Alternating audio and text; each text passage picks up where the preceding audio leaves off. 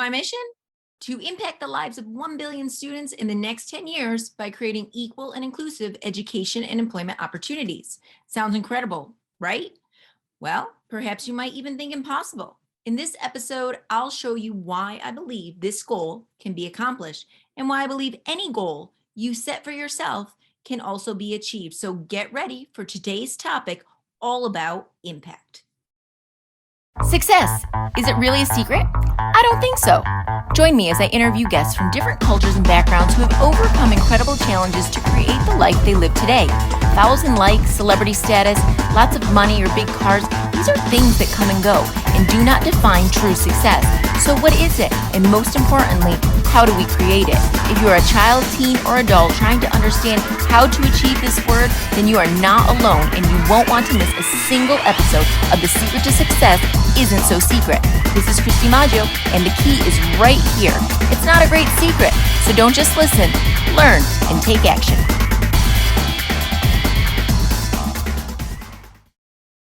Hi, everyone, and welcome to another episode. This is Christy Maggio, and this is my podcast, The Secret to Success Isn't So Secret podcast. And I thought this would be a great topic to record today in light of this month being our remembrance of Martin Luther King Jr., a man who had a great impact on the world, as well as showing you all that having a great vision and a great dream, an incredible goal, something that seems crazy, is really something that we can all do. And what I'm going to show you is that it isn't just something that happens overnight, because when we look back at the examples I am going to give you today in this episode, we're going to unlock the secrets to their success and the impact they had.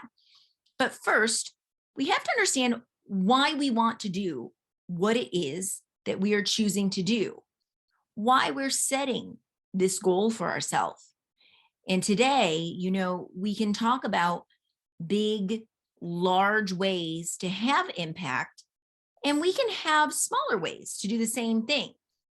It's about how are we going to affect in a positive way someone or something.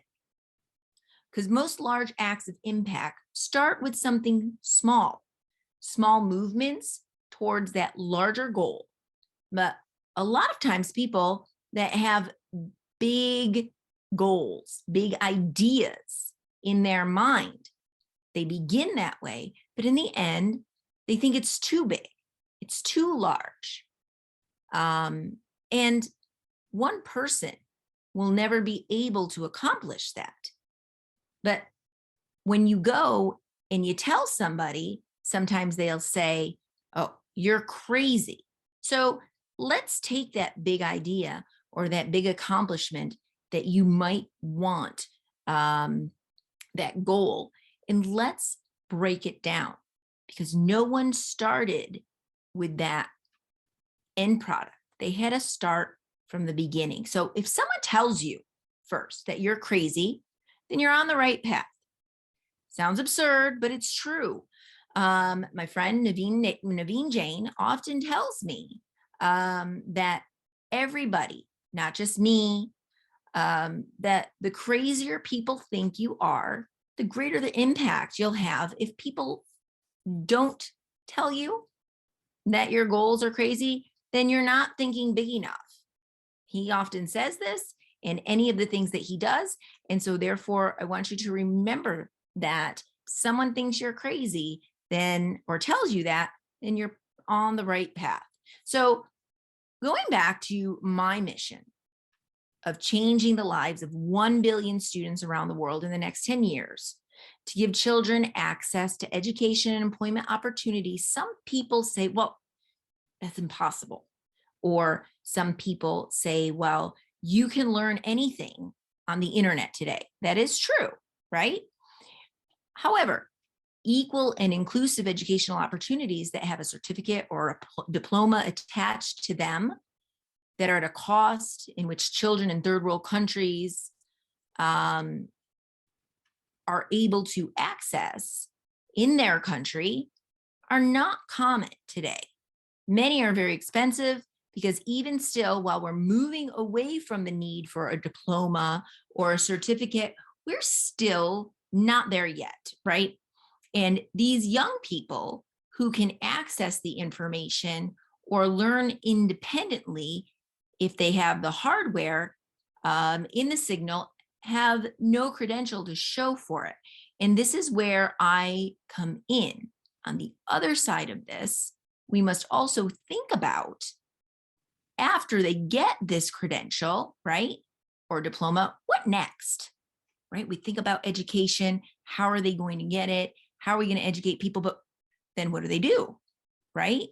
So we need to ensure that they have the skills to then get employment, go on to learn or trade, or even study at a higher education level. So you see, a lot of times we talk about eradicating poverty, eradicating hunger, but what we don't think about is, how do we make it so that we're not just giving, but we're helping people sustain themselves and change their lives in the right way, right? So in thinking of this very large goal, this very big mission that I have, what is necessary? So as I'm in the teaching world, I call it backwards design, right? Most people in the business world call it reverse engineering. You know, you take the big scope or the big goal. For me, it's a goal because it's not just an idea, because I've already have it in motion, right?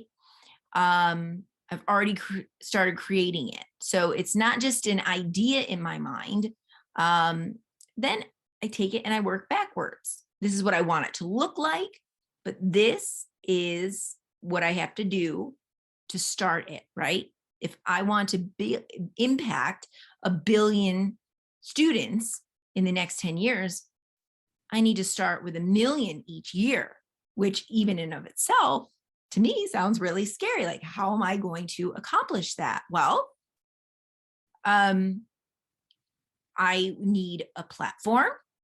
I need a program that will teach these children these skills. I need to connect and market the programs so that then people will know about them. Then I need to get the create courses created. And in doing this, I can then impact in 2 ways. I had a school in person in the Dominican Republic prior to COVID. And now I can have a hybrid program, because now what it did was it created an even larger focus for me to be able to reach more children, either in person or online, to be able to learn and participate in these classes. Okay, so this is the thinking that goes behind the big goal, right? Then there's the idea of making it profitable, getting people to invest, and ultimately creating what it is that you're looking to do. So let's take some real life examples. While my goal is in the works, okay, it is a working mission of impact on the world. So let's take some that have already transpired. And so the only way your mission or your impact, your goal will work for you is if it is your calling, your purpose. And finding that is really important for you. Some books that I suggest and recommend to help you recognize that are Start With Why by Simon Sinek, Built to Serve by Evan Carmichael, my own personal book, which you can see here, Follows and Likes, Is This All That I'm Worth? Helps people understand and start to shift their thinking in finding what they want to be their why and their purpose or their mission in life. Now, while this podcast episode is more about impact, anybody that wants help in finding their why can contact me on any social media outlet, DM me, purpose, or find my why, and I'm happy to help you find and work through that with you. So let's start with the great Dr. Martin Luther King, right? So as we know, he is a great man, moved mountains, who changed the world for African-American people in the United States. However, while he was the face and the person that most people think about when we talk about the civil rights movement in the United States, a movement that was so necessary in the time, we must also remember that he did not do this alone, right? Without his inner strength in rising up and other people as well wanting the same impact and believing in his mission that he was on, the same opportunities and wanting those same opportunities as white people in the United States, he wouldn't have been able to create such a large movement that he did had he not had other people with him. And the other very important and influential moment that always strikes my heart personally is that he did this with nonviolence.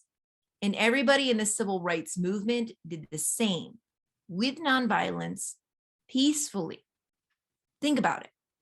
They drew more attention to their cause because they would not allow the enemy to change who they were, to become immoral and unethical. They were thrown into prison. They were beaten multiple times for sitting peacefully at a counter or walking peacefully across a bridge or sitting peacefully on a bus.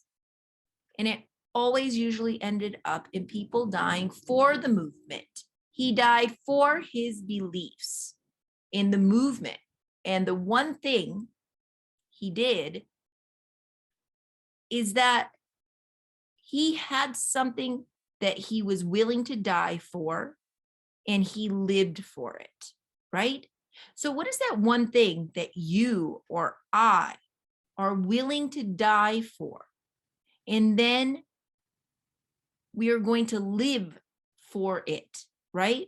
So thinking of Martin Luther King Jr., John Lewis, Rosa Parks, Mamie Till, they defied the odds to create a better world for their children. They sacrificed their lives for others, for what they believed in. And this is where the call is so very special.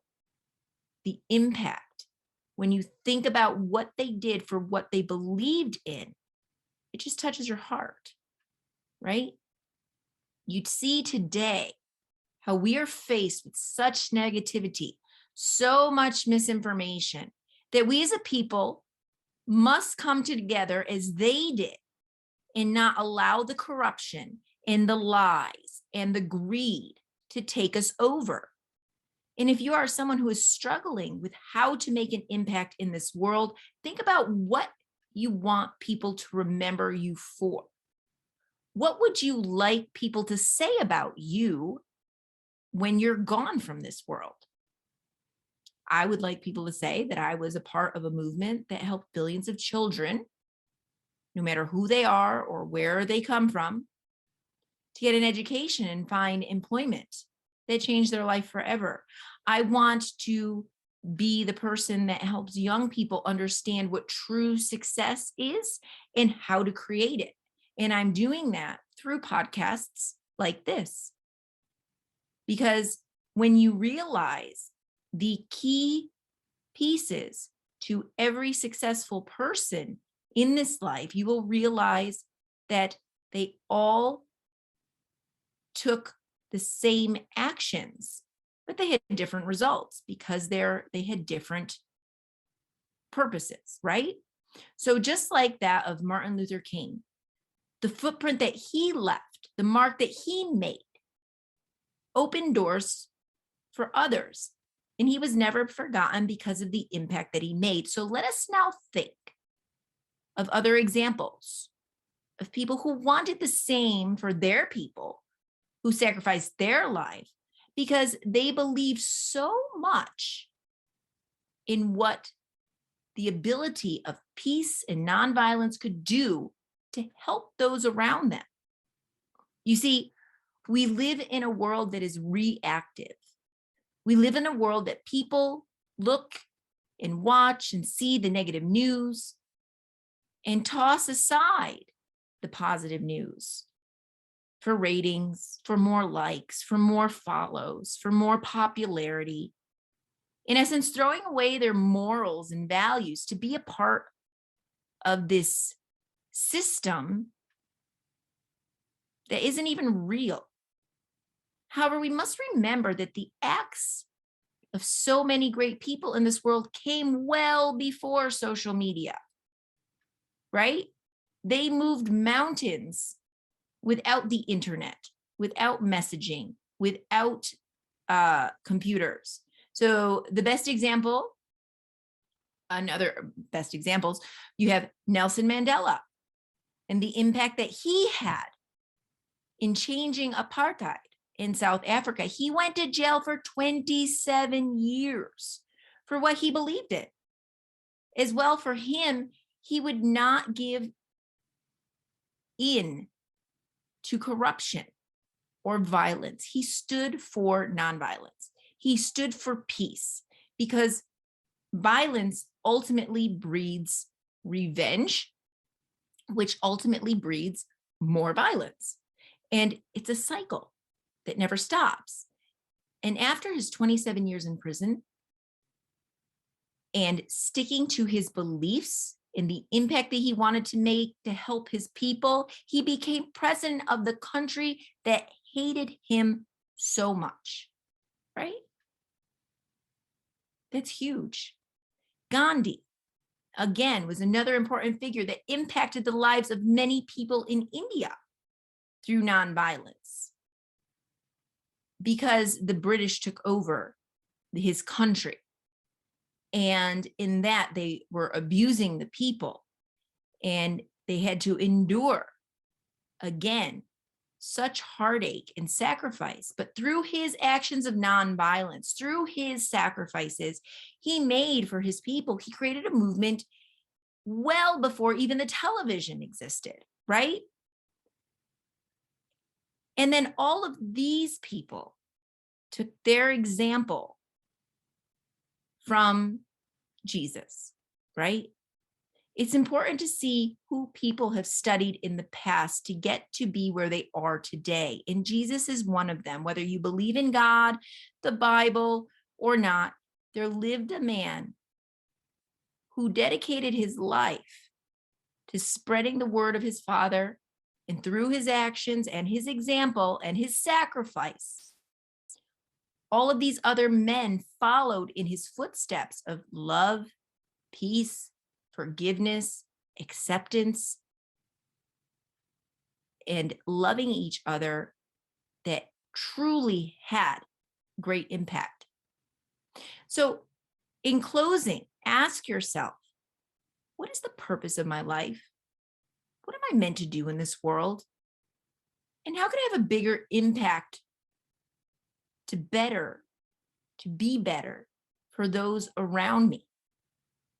We may not all be Mother Teresa, Rosa Parks, Gandhi, Mandela, Martin Luther King, but we all have the potential to be that. However, we can be whoever we want to be. We have the ability to make that choice for ourselves. And the choices we make are very important to what happens in our life. And as Nelson Mandela says, may your choices reflect your hopes and not your fears. Don't live in fear that you will not be able to accomplish your goals and your dreams. Don't make your choices and say, I'm not going to do that because what if I fail? I'm afraid of failing. I have a fear of whatever.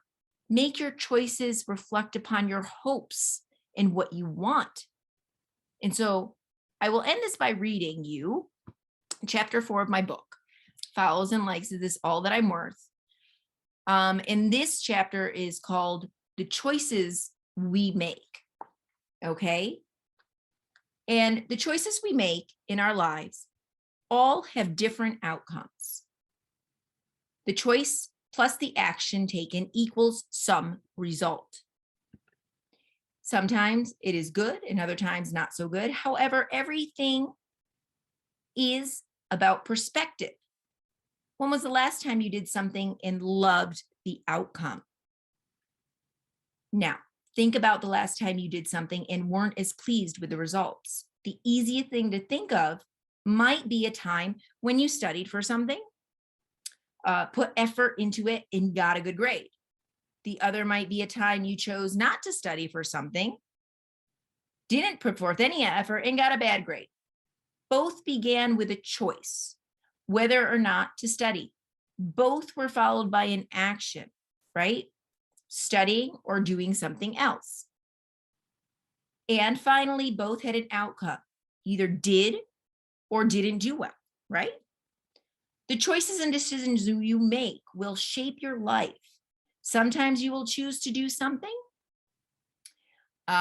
thinking the result will be one way. And in actuality, it turns out in a completely different way. This will happen. However,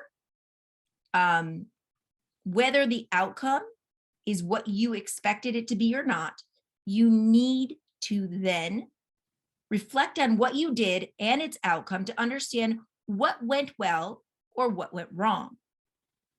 Sometimes there are things that are out of your control, and sometimes you may not take into account other factors which give you a different end result. An important thing to do before making any decision to start with the end in mind. What result do you want and why? Like I had mentioned before in this episode.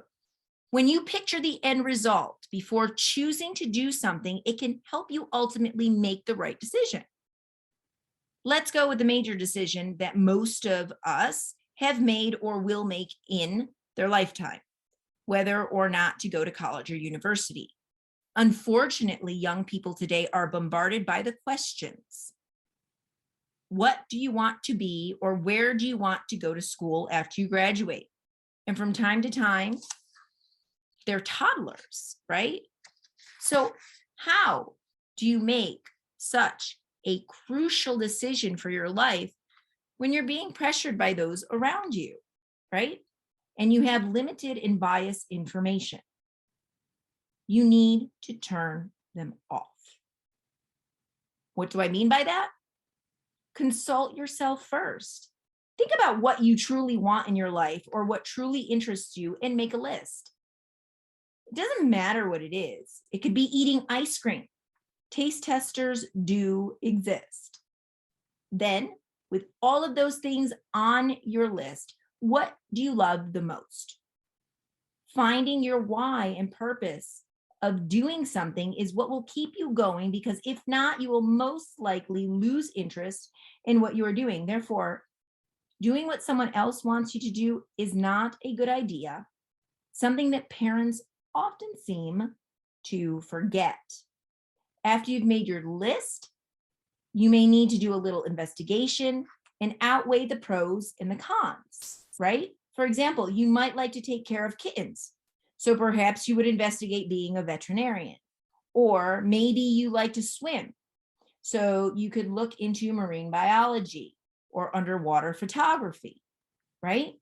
The possibilities are endless. However, I challenge you to go one step further in not just thinking about yourself, but also thinking about others and asking, what problem do I want to solve that will not only help me, but will also help and impact millions of people, right?